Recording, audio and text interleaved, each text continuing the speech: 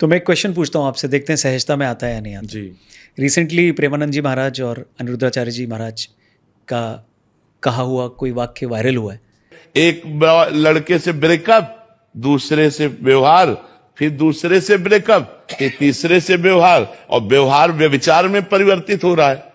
उस पर आपका क्या टेक है, कैसे देखते हैं आप? मैंने परसों भी कथा में एक बात कही थी कि हम लोग कितने ज़्यादा विचलित हैं कि जब हमें अपने काम की बातें सुनाई दे रही हैं तो हम उन्हीं व्यक्ति को प्रणाम कर रहे हैं, पूज रहे हैं और शेयर कर रहे हैं उनकी सारी रील्स को, उनको इतना महान बना रहे हैं।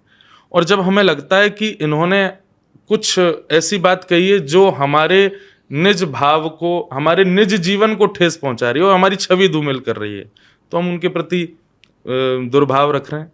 ये तो वही हो गया कि बालक वो माँ से इसलिए प्रेम करता है कि माँ अच्छा अच्छा खिला रही है, लेकिन किसी दिन माँ ने पकड़ करके करेला खिला दिया या भिंडी खिला दी या ऐसी कोई चीज खिला दी जिससे आपका ही स्वास्थ्य ठीक होने वाला है, तो बालक ये सोचने लगे ये तो मेरी बहुत बड़ी शत्रु है, ये मुझे ऐसा कैसे दे सकती है। आप ऐसे कैसे उम्मीद रख सकते हैं एक त्यागी व्यक्ति से, एक विरक्त व्यक्ति से, कि वो केवल वो बोले जिससे आपको अच्छा लगता है? अरे वो महापुरुष हैं, वो साधु हैं, उनका काम है, अच्छा होगा तो अच्छा बोलेंगे, बुरा होगा तो बुरा बोलेंगे, और जहां समझाने की बात आएगी वहां समझाएंगे।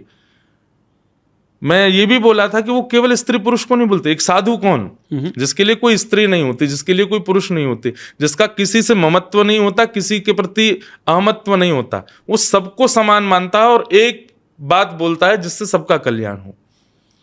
आप चाहते हैं कि वो ऐसी कोई बात ही ना बोलें जिससे आज के यूथ में थोड़ा परिवर्तन आए। अब उस चीज को लेकर के लोगों ने उनके बारे में गलत गलत टिप्पणियां करनी शुरू कर दी, लोगों ने उनके बारे में गलत गलत भाव कहने शुरू कर दिए। ये गलत है।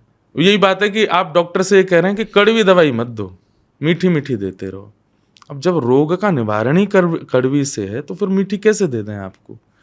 आप कह रहे हैं कि मुझे है तो डायबिटीज, पर मैंने खा के देखी थी कुछ दिन पहले, वो वाली दवाई जो थी वो ज्यादा अच्छी थी, वही दे दो, उसी से ठीक हो जाऊं। कैसे हो जाओगे? आपको डायबिटीज की ही दवाई खानी पड़ेगी। लोग बाग इस चीज को समझ नहीं पा रहे हैं, वो गलत तरीके से महापुरुषों की वाणी को प्रस्तुत कर रहे हैं। और मैं आपको एक बात कह दूं, ये बहुत बड़ा वैष्णव अपराध है। मैं एक बात कथा में कहता हूं कि ठाकुर जी की सेवा में चूक हो जाए, ठाकुर जी गुस्सा नहीं होते। ठाकुर जी की प्रसाद में चूक हो जाए, ठाकुर जी गुस्सा नहीं होते। आपकी सेवा से और प्रसाद से ठाकुर जी का कुछ चलता नहीं है कि उनका पेट तभी भरेगा जब आप भोग लगाओगे। ठाकुर जी को सबसे ज्यादा पीड़ा होती है जब आप किसी उनके परम वैष्णव भक्त का अपराध करते हैं, और वो अभी सब लोग कर रहे हैं। आप देखिएगा, इसका परिणाम भोगना पड़ेगा सब लोगों को। कहीं ना कहीं ठाकुर जी नाराज हो रहे हैं इस बात से कि आप एक सद व्यक्ति के सद्भाव को कहने वाले व्यक्ति के आप इस प्रकार से उसके भाव को कैसे ले सकते हैं? उन्होंने क्या गलत कह दिया? तो आप भी मानते हैं कि उन्होंने एक परसेंटेज दे दिया तो लोगों ने उनकी बात को परसेंटेज में कर दिया कि 100 में से सिर्फ 4% लोग ही हैं, चाहे वो मेल हो या फीमेल हो, पुरुष हो या महिला हो, वही पवित्र हैं, बाकी पवित्र नहीं है। आप पूरी जनसंख्या देख लीजिए कितनी है, कितने लोग हैं आज संसार में, उसका 4% निकालिए तो 4% कितना होगा? वो भी करोड़ों में जाएगा, हैं? तो कम से कम कितने मैंने लगाया नहीं आंकड़ा, आपने अभी पूछा तो मेरे मन में आई ये बात। जितने भी लोग हैं उसका अगर 4% निकाल लेंगे तो भी करोड़ों में आ जाएगा। करोड़ों में कम से कम। अब आपको बुरी क्यों लग गई कि कहीं ना कहीं मैं तो नहीं हूं इस चीज में, मेरा तो नाम नहीं आ रहा है कहीं इस चीज में। करोड़ों में लोग फिर भी पवित्र बता दिए गए हैं, इससे आगे नहीं बोलना है। ठीक।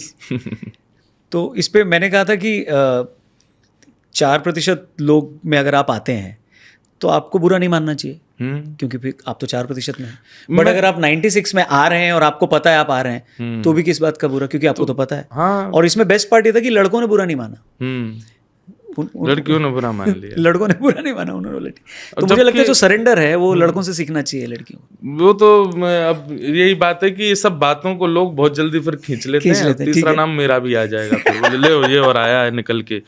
हमारे यहाँ अभी मैं कहीं एक दिन दिल्ली में एक यूनिवर्सिटी में एक प्रोग्राम में गया था कुछ दिन पहले जी।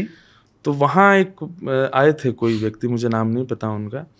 उन्होंने वो आकर के वहाँ यूनिवर्सिटी के बच्चों को समझा रहे थे कि मैं लड़कियों से कहना चाहूँगा कि आप लोग किस स्तर पर चली गई हो। आप इतनी पढ़ाई करने के बाद भी केवल हाउसवाइफ बन के रह जाती हो। आप इतना सब कुछ हासिल करने के बाद भी आपको केवल घर के काम काजों में रखा जाता है। मुझे ऐसा और आप लोग अगर बाहर निकल भी जाती हो तो आप केवल सोशल मीडिया तक ही रह जाती हो, उससे आगे आप लोगों की पहुंच नहीं है। बहुत मतलब उन्होंने जो है यूनिवर्सिटी के बच्चों को, बेचारों को बड़ा मायूस कर दिया, विशेष रूप से स्त्रियों को। बोले हमारे भारत में स्त्रियों का ये हो रहा है, ये हो रहा है, ये हो रहा है। जब मेरे पास माइक आया तो मैंने कहा देखो, आप बुरा नहीं मानना, आप जिस स्टेट में या जिस राजधानी में खड़े हो ना, उसको भी एक महिला चलाती है। मैंने कहा आप जिस राष्ट्र में खड़े हो ना, वहाँ की राष्ट्रपति भी एक महिला है। आप कैसे कह सकते हो ये बात कि हमारे यहाँ महिलाओं की पहुँच नहीं? जी, एकमात्र हमारा हिंदू सनातन धर्म ऐसा है। आप विदेशी वेस्टर्न कल्चर को इतना ज़्यादा प्रायोरिटी मत दीजिए। आप एशिया की बात कर लीजिए, अरब कंट्रीज़ की बात कर लीजिए, थोड़ा आसपास ही देख लीजिए, अड़ोसी पड़ोसियों में देख लीजिए। भारत जैसा वुमेन एम्पावरमेंट कहीं नहीं मिलेगा आपको। यहाँ पर इतनी प्रायोरिटी दी जाती है, शास्त्रों से लेकर के आज के सोशल मीडिया तक एक स्त्री को बहुत अहम दृष्टि से देखा जाता है। हमारे किसी भी शास्त्र में किसी स्त्री की निंदा नहीं है। सब जगह यत्र नार्यस्तु पूज्यन्ते रमन्ते तत्र देवता।